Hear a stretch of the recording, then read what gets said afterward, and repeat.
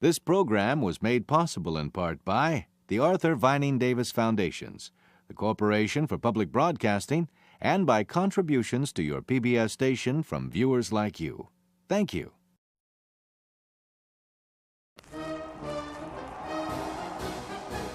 Paris, 1919.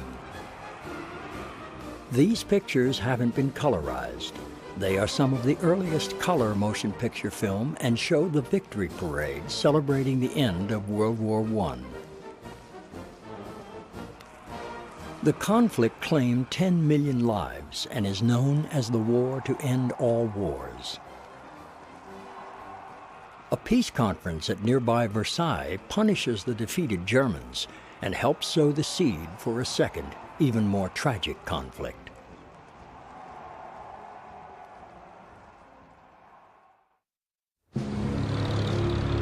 Berlin, 1936. The Germans have turned to Hitler and the Nazi Party to overcome the worldwide depression and restore their national pride. America, despite protests about Nazi policies of fascism and anti-Semitism, sends a team to the Berlin Olympics. The Diary of American journalist William L. Shirer. The Nazis have run the games on a lavish scale never before experienced, and that has appealed to the athletes. The Nazis have put up a very good front for the general visitors, especially the big businessmen.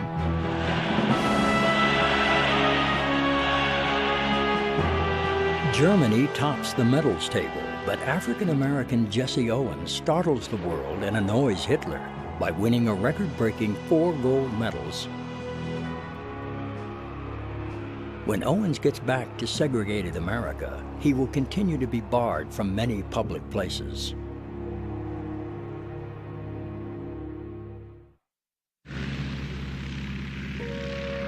New York, 1936. Throughout the 1930s, America is gripped by the Great Depression, even though President Franklin Roosevelt has promised to wage war against the emergency, as though we were in fact invaded by a foreign foe.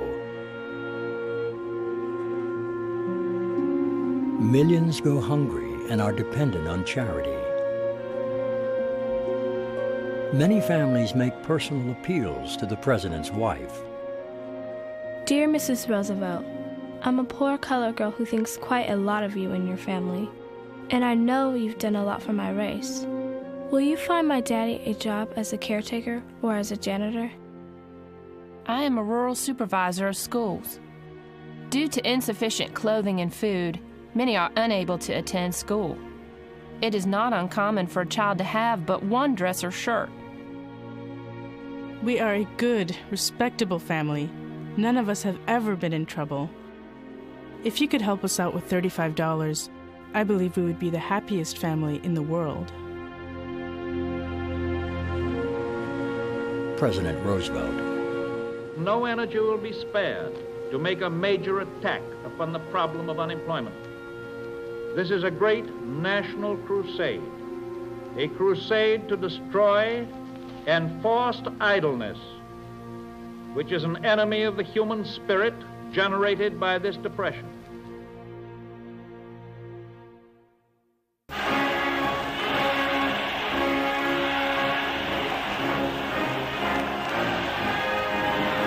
In 1937, Buchenberg, Germany.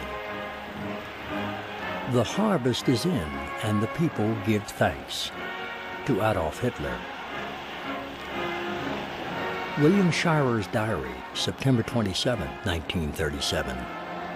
Hitler says in Mein Kampf, a state which in an age of racial pollution devotes itself to the cultivation of its best racial elements must someday become master of the earth.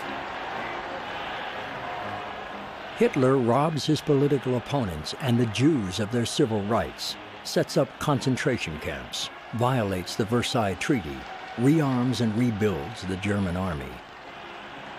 New York publisher Oswald Garrison Villard. Hardly a day goes by that I do not meet somebody just returned from either Germany or Italy who tells me how marvelously happy and prosperous people are. There seems to be no discontent whatever. I find it hard to reply politely. I think of the 25,000 men and women still confined in concentration camps and often horribly tortured and maltreated. American aviator hero Charles Lindbergh. A spirit in Germany exists which I have not seen in any other country. There is certainly great ability, and I'm inclined to think more intelligent leadership than is generally recognized.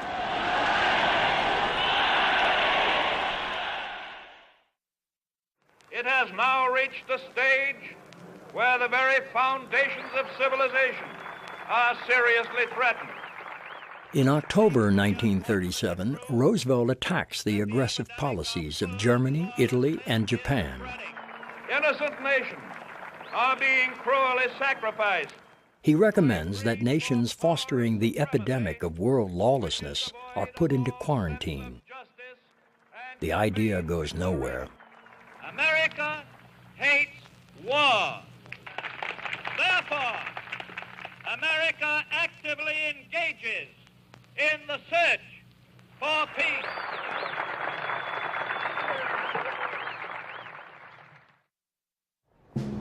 In March 1938, Hitler sends his troops into Austria and declares it a part of the German Reich. Most of the population welcomes the outcome, but not Austria's Jews. Moses Lysianski in Vienna to his son in New York. Jewish stores are blockaded by youngsters in Nazi uniforms. Persons who brush them aside get signs hung around their necks as they come out, reading, "If you buy from this Jew, you're the same kind of swine." The humiliations that Jews are subjected to in the streets are too sickening for me to describe. We hope there are people in the outside world who will come to our rescue. But where are they? Where can we go? To whom can we turn?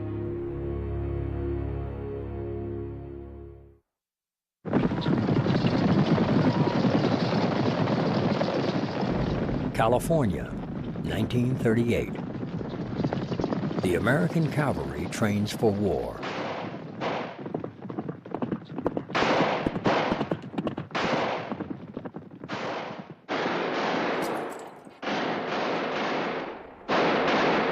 The 4 top field commanders in the U.S. Army are all veterans of the 1898 Spanish-American War. The average soldier is equipped with a Springfield rifle designed in 1903. The standard artillery equipment was declared inadequate in 1918.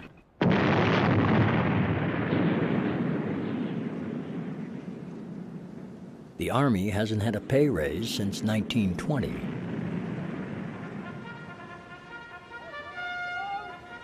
Three-quarters of the enlisted men haven't completed high school. Many have no high school education at all. In size, the American Army is smaller than Romania's. Attempts to enlarge and modernize it meet with opposition from those who fear repeating the horrors of World War I. But new weapons are being developed. In 1938, the Navy gets its budget increased by $800 million, and Roosevelt begins a massive expansion of American air power.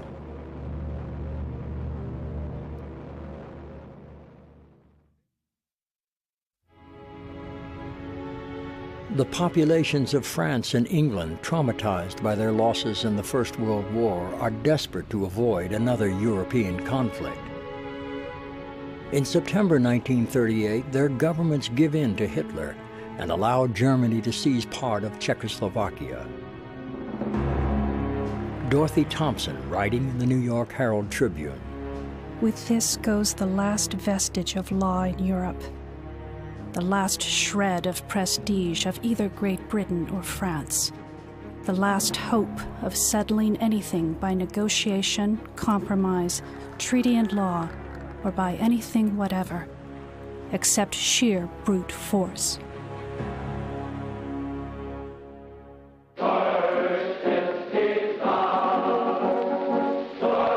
1939. Riverdale, New Jersey. At their summer camp, members of the German-American Bund are on the march. Their leader, Fritz Kuhn, a chemist with the Ford Motor Company, was a member of the Nazi Party in Germany. Our camp is designed principally to be a place which breathes the spirit of New Germany. It is here that our boys and girls shall be educated. It is here they shall be strengthened and confirmed in National Socialism as the future carriers of the German racial ideal to America. The Bund's 30,000 members promote pro-Hitler policies of racism and anti-Semitism. It has sympathizers in high places, including Fritz Kuhn's employer. In the 1920s, Henry Ford publishes 10 million copies of his diatribe, The International Jew, entire passages of which are incorporated in the American edition of Hitler's Mein Kampf. According to Henry Ford, it is rather surprising, is it not, that every which way you turn, the harmful streams of influence that flow through our society, you come upon a group of Jews. The 28 millionth car off the Ford production line is the centerpiece of an exhibit at the 1939 New York World's Fair. The fair looks to a future of prosperity and hope. Come to the fair. It's the dawn of a new day. Part fairground, part trade show, the exhibition is also a diplomatic showcase. Our wagon is still hitched to a star of progress for mankind, a star of international goodwill, and above all, a star of peace. 61 nations are present, but Germany is absent. It has withdrawn its ambassador from America after criticism about Nazi-inspired anti-Jewish riots. The Soviet Union is represented, even though Stalin's policies of communism and terror are publicly condemned by Roosevelt. Then, in August 1939, Hitler and Stalin startled the world by signing a non-aggression pact. The Diary of Hitler's propaganda minister, Joseph Goebbels, August 24th. Yesterday announced a non-aggression pact with Moscow. Great world sensation. The whole European power balance shaken. London and Paris can't believe it. Let's see how the world reacts to this smoke screen. Secretly, Hitler and Stalin have also agreed to invade Poland and share the spoils. On September the 1st, 1939, Hitler sends his troops into Poland. Britain and France are in crisis. They have promised to come to Poland's aid if Germany attacks.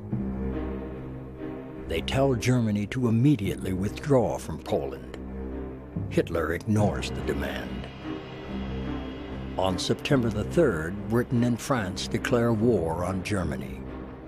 And now, ladies and gentlemen, the President of the United States. Until 4:30 o'clock this morning, I had hoped against hope that some miracle would prevent a devastating war in Europe. The peace of all countries everywhere is in danger. The Poles fight bravely against the Germans, but no help arrives from Britain or France.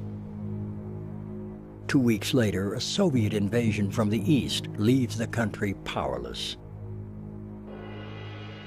America stays neutral.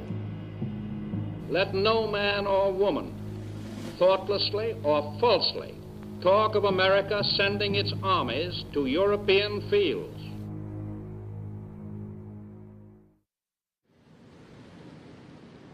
Six weeks after the start of the European War, working his way home to America, Murray Young of Cleveland, Ohio, films the sinking of 2 British ships by German submarines. We sighted one of the stricken ships on the horizon. and we steamed to the rescue. It was the city of Mandalay. Her back was broken as she sank slowly to the bottom. In the water, a young British soldier. Beneath me was a tangled mass of ropes, oars, and iron. There was a roar of rushing water, which almost, but not quite, obliterated the noise of screaming. Human beings were dying out there. We were so close, yet so helpless. Somebody with a dead white face and bleeding forehead came up beside me. I helped him onto the raft, and he was horribly sick. I was feeling by this time I wouldn't mind if I drowned. And then a ship coming towards us. Night came before we reached the survivors. Many were severely wounded. We worked desperately all night long to save some 300 lives. I've never heard anything so sweet as the sound of those American voices as the crew leant over the side and hailed us, "How you making out, fellas?" The sun rose the next morning to find our decks covered with the injured. Cared for by one of the women passengers was a tiny baby who had lost its mother. It was a bleak morning when a little group of mourners gathered to bury one of the wounded officers who died in the night. The body was draped in the Stars and Stripes, as we had no British flag on board. Then we gave him back to the ocean, from which a few hours earlier we'd rescued him.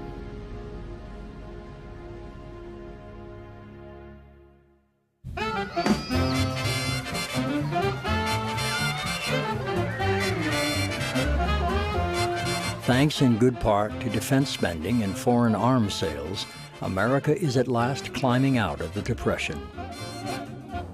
A majority of Americans back the Allied cause, but the Neutrality Act prevents President Roosevelt authorizing the sale of arms to Britain and France now that they are at war.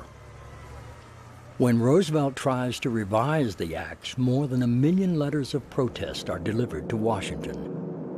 Spearheading the protest campaign, Charles Lindbergh. The destiny of this country does not call for our involvement in European wars. One need only glance at a map to see where our true frontiers lie. What more could we ask than the Atlantic Ocean on the east and the Pacific on the west? Roosevelt gets the neutrality laws revised. Britain and France will be allowed to buy weapons, provided they pay in cash. But it is still forbidden to ship the arms in American vessels.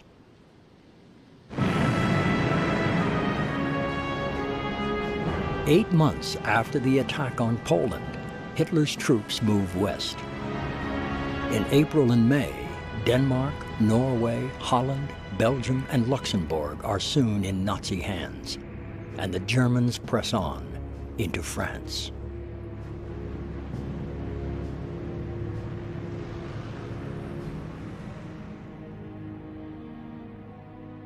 Virginia Cowles is there for the Hearst newspapers.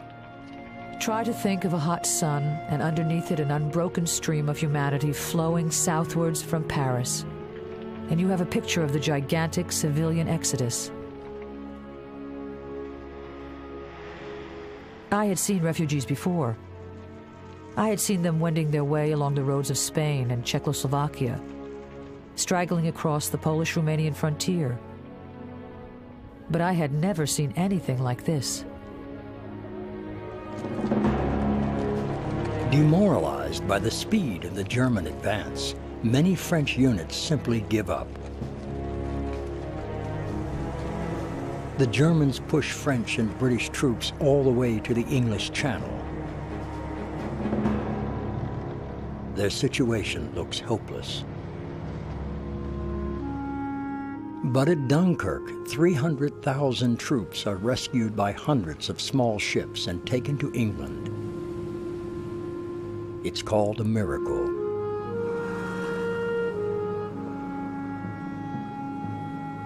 Soon the Germans will be just 20 miles from England. Britain and its empire now face Hitler alone. But they have a new leader, Winston Churchill. We shall defend our island, whatever the cost may be. We shall fight on the beaches. We shall fight on the landing grounds. We shall fight in the fields and in the streets. We shall fight in the hills. We shall never surrender.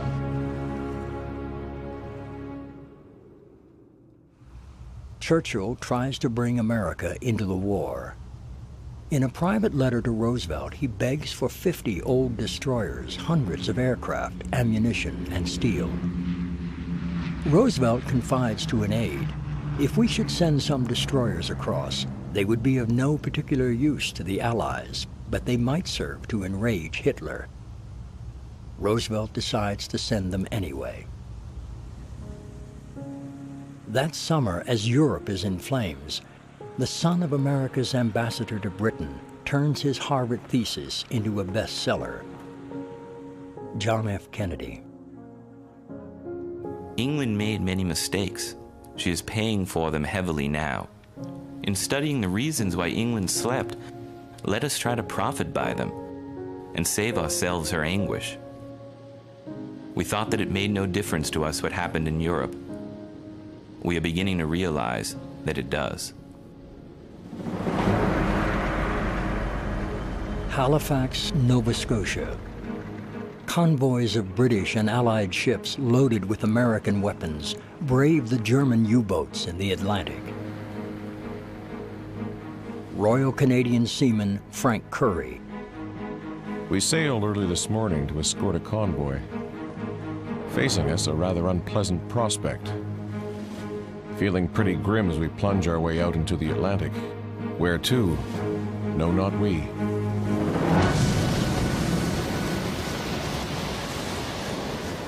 Heavy seas running, and already our little ship is a mess. Everybody very sick, me included. What a miserable, hopeless, rotten life. An Atlantic so rough it seems impossible that we can continue to take this unending pounding and still remain in one piece. The crew in almost a stupor from the nightmarishness of it all. And still, we go on, hour after hour.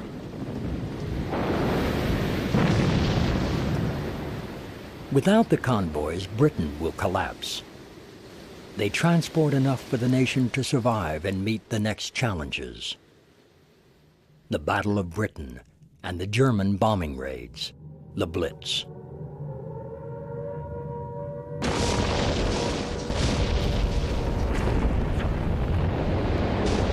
This is London. Edward R. Murrow, broadcasting to the United States. Wandering around the streets of this city in the early hours of the morning is sometimes exciting. There may be fires, gunfire, and bombs.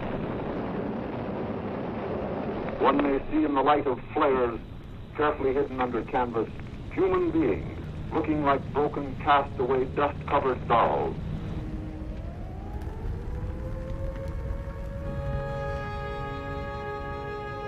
There is great courage and a blind belief that Britain will survive. They know the feeling of fear. I've shared it with them.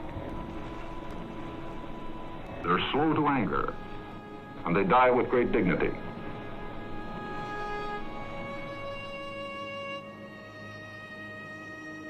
They've been warned that the testing days are ahead.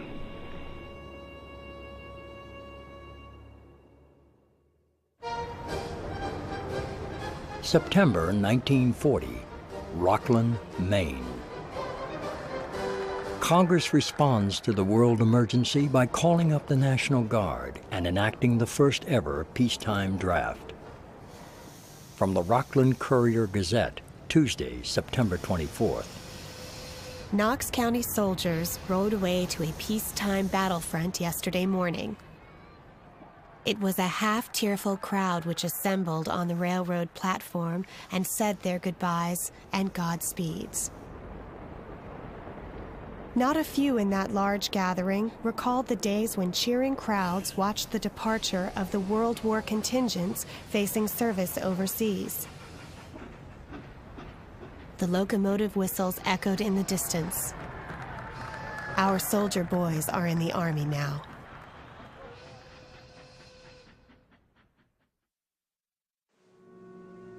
Japan, 1940.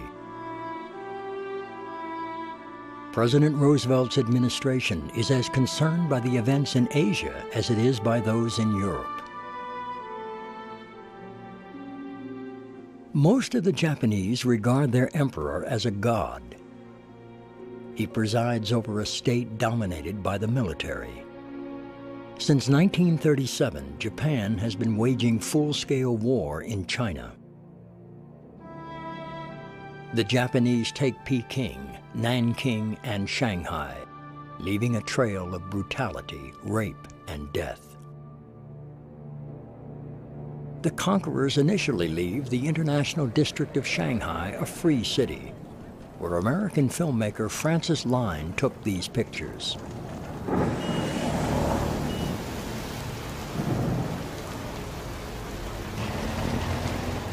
Japan gets most of its oil and steel from the United States.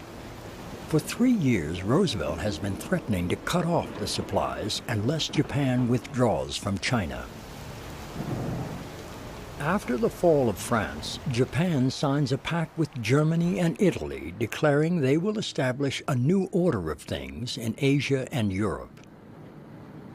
The Japanese plan to seize European colonies in East Asia and get their own supplies of oil. Honolulu, Hawaii, 1940. A vacation paradise and an American territory.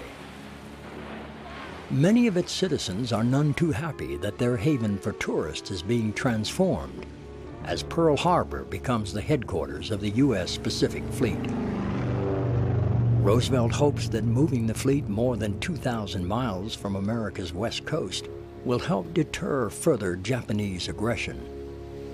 I have said this before, but I shall say it again and again and again. Your boys are not going to be sent into any foreign war. As Roosevelt is re-elected for an unprecedented third term, the Army is being almost doubled in size. My friends, we are building up our armed defenses to their highest peak of efficiency for a very good reason. We are telling the world that we are free, and we intend to remain free and at peace. We are free to live and love and laugh. We face the future with confidence and with courage. We are Americans.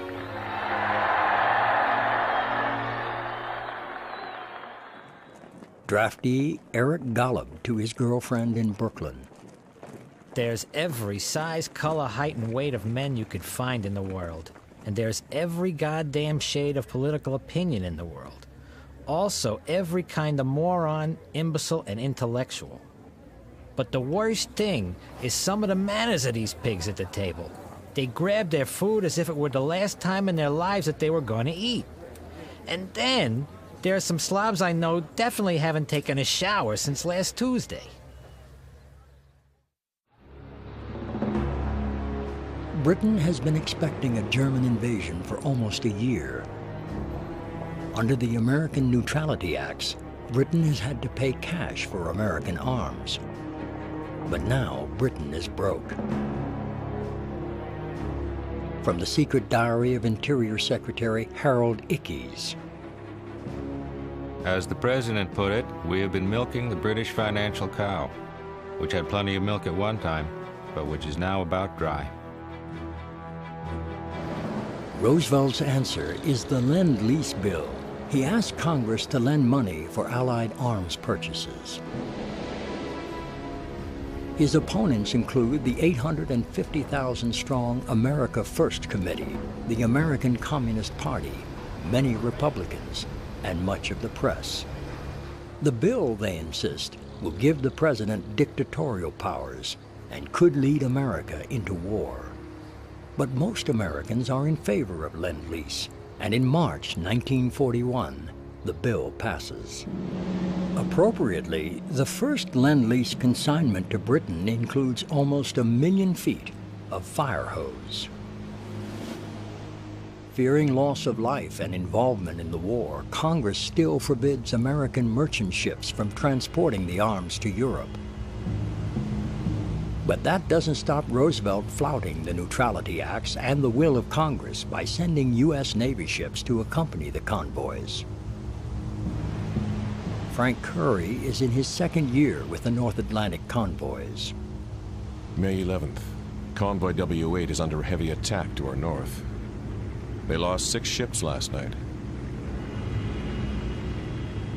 May 13. Large convoy ahead of us being escorted by the United States Navy is under terrific attack by a swarm of subs. We are detailed to go to their aid. The presence of U.S. ships with the convoys is dangerous. Both German and American vessels are under orders to avoid a sea battle that could lead to open war. The British and Canadian ships do attack the submarines.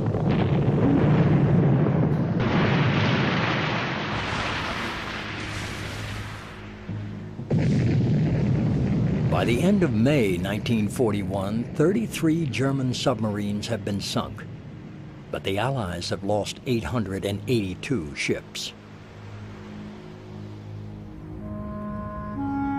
For Britain and for Churchill, the news is still grim. On May 10th, London suffers its worst bombing raid. 3,000 people are killed in one night.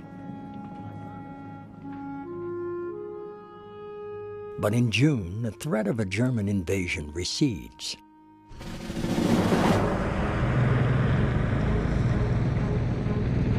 Hitler's forces turn east and set out to destroy the Soviet Union. Hitler's pact with Stalin is over. His army pushes on through eastern Poland, the Ukraine, and Russia.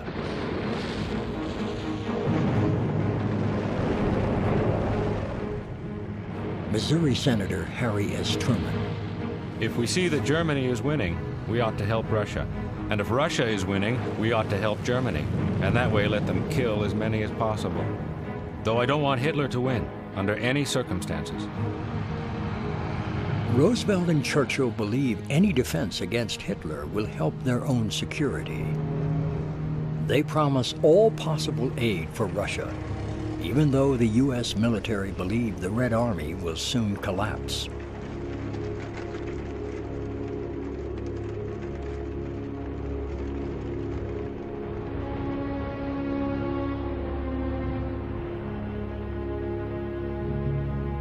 Within a year, the Germans kill or capture 4.5 million people.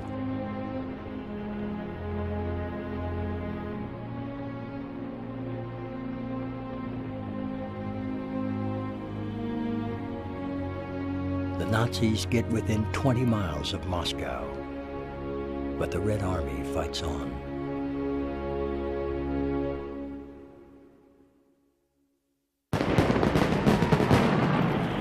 Independence Day, 1941. America is still at peace. Among those joining in the nationwide celebrations are some of the 5,000 British children who have been evacuated to the United States.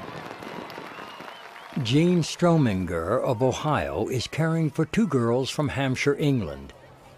She writes to their parents. You should have seen Sheila and Dinah standing up singing God Bless America and the Star-Spangled Banner at the top of their lungs. Dinah said last night she wished she could be here for all the 4th of Julys. The girls will go into hospital to get their tonsils out this week. Methinks Dinah will go into one of her weeping acts, which are a little unnerving. John and Grace Matthews to the Stromingers. We've been puzzling over your description of Dinah's nervousness. I wonder if it's a reaction to the gunfire and general noise of air raids which she experienced before she left. The effect of bombing on young children over here has received a good deal of attention, and it's found they display extreme fear at the most simple things. That summer, the Atlantic lifeline to Britain is regularly patrolled by the U.S. Navy. In October, the USS Carney is torpedoed off the coast of Iceland. 11 sailors are killed. The first American fatalities of the Second World War. America has been attacked. The shooting has started. And history has recorded who fired the first shot. In the long run, however, all that will matter is who fired the last shot. But Roosevelt doesn't ask Congress to declare war, neither then nor 3 days later when the Germans torpedo the destroyer USS Reuben James, killing another 115 Americans.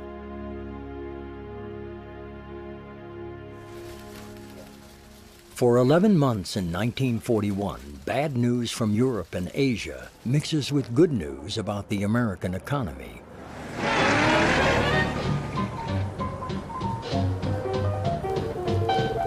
Here are the headlines. The Senate has been hard at work speeding America's largest tax bill. The second year of war, like the first, was a series of British reverses. Prices during the past month continued to go up.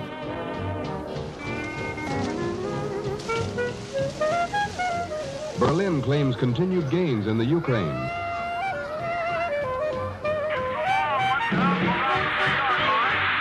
President Roosevelt eliminates export of motor fuel and oil to Japan. We interrupt this broadcast to bring you this important bulletin from the United Press. Flash, Washington. The White House announces Japanese attack on Pearl Harbor. December 7th, 1941, a date which will live in infamy. No color film of the attack on Pearl Harbor has survived. The aftermath was photographed by a Navy film unit working for Hollywood director John Ford. Army nurse Monica Conter. I rushed late for duty as we'd had quite a party the night before. I heard some planes real low. I turned to some of the patients who knew aircraft and said, "My God, it's the Japs." They laughed and said, "Don't be silly, it's maneuvers." Ensign George McCartney Hunter on the USS West Virginia. Suddenly, the general alarm sounded, and simultaneously, a terrifying explosion rocked the ship. Pearl Harbor was a devastating sight. Forward of the West Virginia, the Oklahoma was bottom up. Astern of us, the Arizona was a mass of flame. High-altitude Jap bombers flew over in perfect formation. They came in waves. Sailor John Shannon. The planes passed right overhead with their machine guns going full.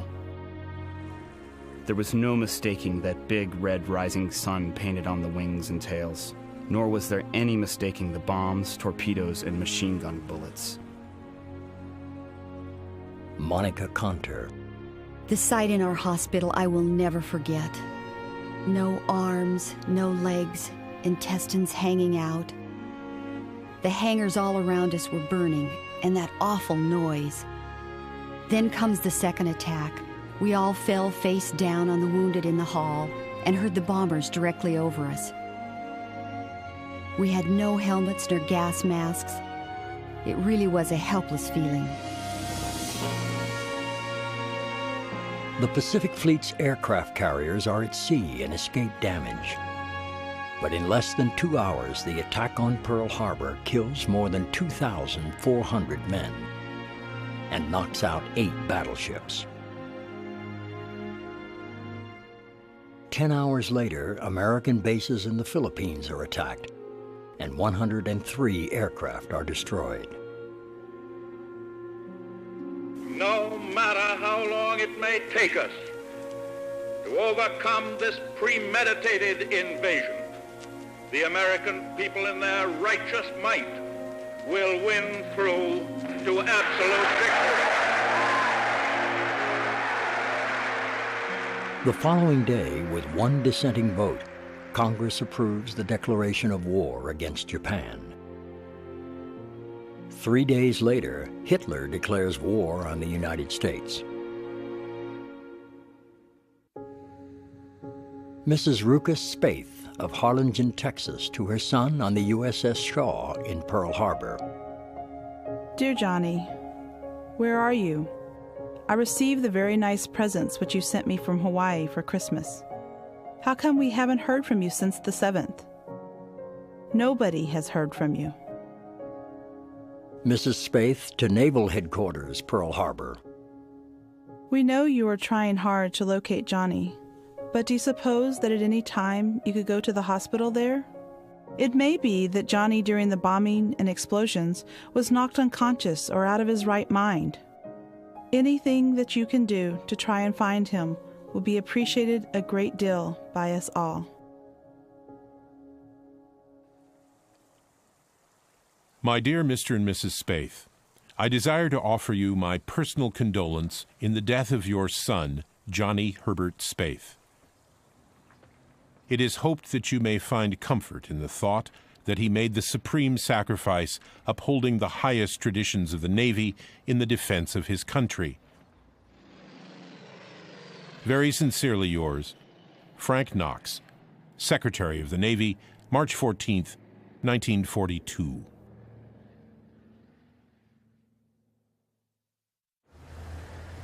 After Pearl Harbor, the Office of Civilian Defense instructs the American people to prepare for attacks on the mainland. Organize your school immediately. Air raid drills must be practiced constantly. There might be sudden danger. Do not rush. Someone may get hurt. Take shelter quickly. Parents must not call children during an air raid. To do so may delay the job of protecting the children. Fire extinguishers must be in working order. Sand is an added precaution for controlling incendiaries. Help us win the war. Fearing the effect on the tourist trade, seaboard cities including New York, Miami, and Atlantic City refused to impose a blackout. In the glow off the Atlantic coast, U-boats sank 8 ships in less than 12 hours. It took 3 months to enforce a blackout along the eastern seaboard. By then, 216 ships had been lost at a cost of some 3,000 lives.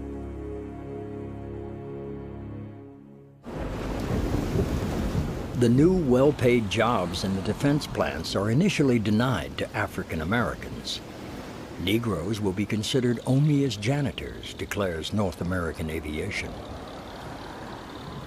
Threatened in 1941 with a march on Washington by black Americans, Roosevelt issues a landmark executive order instructing employers and unions on federally funded projects to provide jobs without discrimination because of race, creed, or color. A letter to the Pittsburgh Courier from cafeteria worker James Thompson. Is the kind of America I know worth defending? Will America be a true democracy after the war? Will colored Americans still suffer the same indignities that have been heaped upon them in the past? The letter sparks a massive double V campaign in the African American press. V for victory over fascism abroad and victory over racism at home. The latest news. The Russians have fallen back to unspecified new positions. The Japanese occupation of Indochina is continuing on schedule. There's no indication of the German offensive slowing down. The war news is almost uniformly bad. Wake Island, Hong Kong, Malaya, the Dutch East Indies, and the Philippines are all taken by the Japanese. America needs a success against Japan and practices for it at Eglin Field, Florida. Led by Lieutenant Colonel James H. Doolittle, volunteer crews are training for a daring and dangerous raid. Lieutenant Colonel Doolittle. The object was to bomb the industrial centers of Japan. It was hoped that the damage done would be both material and psychological. Crews are trained to fly without visual or radio references. The flight will be outside the normal range of the B-25. Extra fuel tanks are installed and radio equipment removed.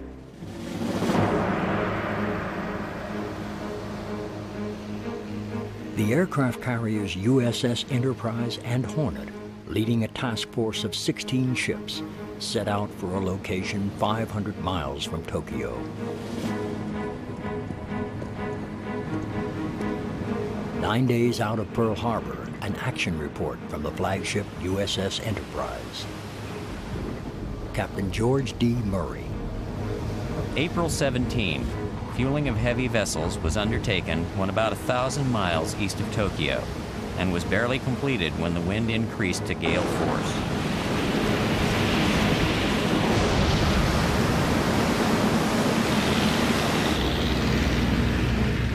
April 18th, the day it was planned to reach the 500-mile circle from Tokyo. Enterprise launched the usual dawn search flight and combat patrol. At 0310, radar disclosed 2 enemy surface craft, and at 0312, a light was seen. There was no doubt now that our force had been detected and almost certainly had been reported. The 2 Japanese fishing boats that spotted the fleet are both sunk. Fearing that their mission might have been compromised, the Doolittle raiders take off a day earlier and 300 miles further from Tokyo than was originally planned. The 16 B-25 bombers are flying beyond their fuel range. After the raid, they will be forced to land in China or ditch in the sea.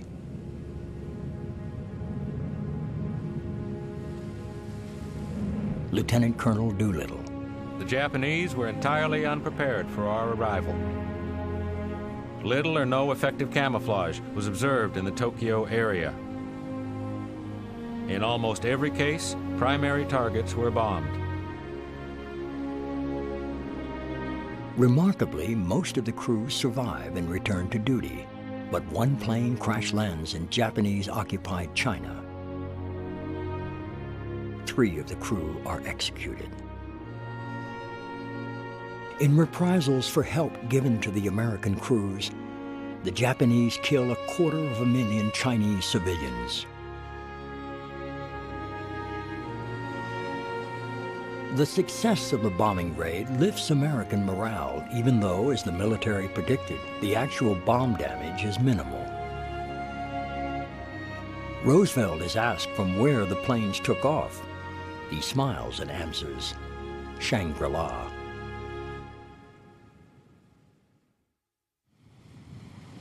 The Japanese believe the bombers took off from the U.S. base at Midway.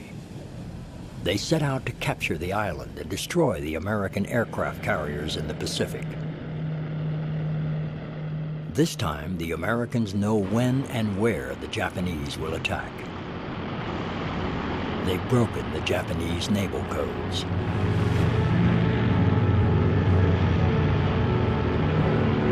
Navy, Marines, and Army are ready. U.S. Navy pilot Lieutenant George Gay. When we finally got into the air on the morning of June the 4th, we had our tactics down cold. We knew our organization and what we should do.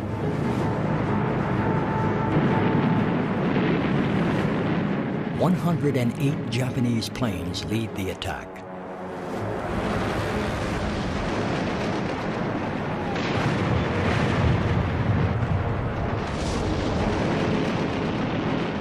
While filming the battle from gun emplacements, director John Ford is wounded by shrapnel.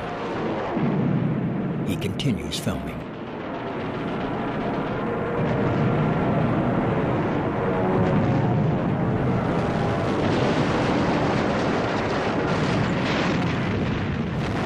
Among the Japanese losses are 4 aircraft carriers. America loses 1, the USS Yorktown. Most of Japan's experienced pilots, many veterans of Pearl Harbor, are shot down. It is the decisive sea battle of the Pacific War, and it is won in the air.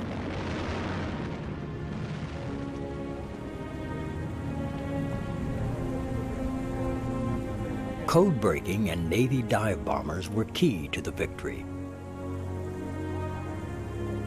On the right, Navy pilot Lieutenant George Gay. At the time, we felt we were doing a job that wasn't of much importance. Since then, I found out it was, and did a good deal of damage and accomplished its purpose very well.